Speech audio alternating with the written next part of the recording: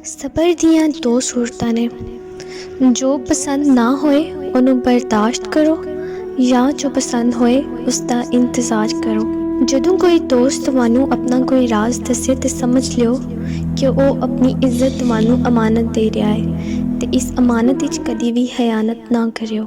ਜਿਸ ਇਨਸਾਨ ਦੀ ਜਾਨ ਨਿਕਲ ਜਾਏ ਉਹ ਜ਼ਿੰਦਾ ਨਹੀਂ ਰਹਿੰਦਾ ਤੇ ਜਿਸ ਇਨਸਾਨ ਵਿੱਚੋਂ ਅਹਿਸਾਸ ਨਿਕਲ ਜਾਏ ਉਹ ਇਨਸਾਨ ਨਹੀਂ ਰਹਿੰਦਾ।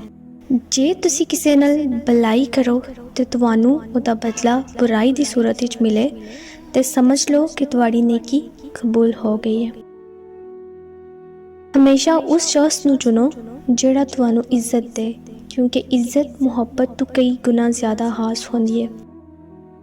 ਜ਼ਿੰਦਗੀ ਜੀਣੇ ਦੇ ਦੋ ਹੀ ਰਾਸਤੇ ਨੇ, ਭੁੱਲ ਜਾਓ ਉਹਨਾਂ ਨੂੰ ਜਿਨ੍ਹਾਂ ਨੂੰ ਮਾफ़ ਨਹੀਂ ਕਰ ਸਕਦੇ ਜਾਂ ਮਾफ़ ਕਰ ਦਿਓ ਉਹਨਾਂ ਨੂੰ ਜਿਨ੍ਹਾਂ ਨੂੰ ਭੁੱਲ ਨਹੀਂ ਸਕਦੇ।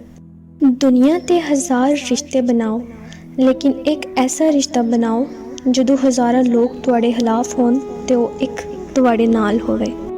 ਕਿਸੇ ਦਾ ਜ਼ਰਫ ਆਜ਼ਮਾਨਾ ਹੋਏ ਤਾਂ ਉਹਨੂੰ ਆਪਣੇ ਆਪ ਤੋਂ ਜ਼ਿਆਦਾ ਇੱਜ਼ਤ ਦਿਓ।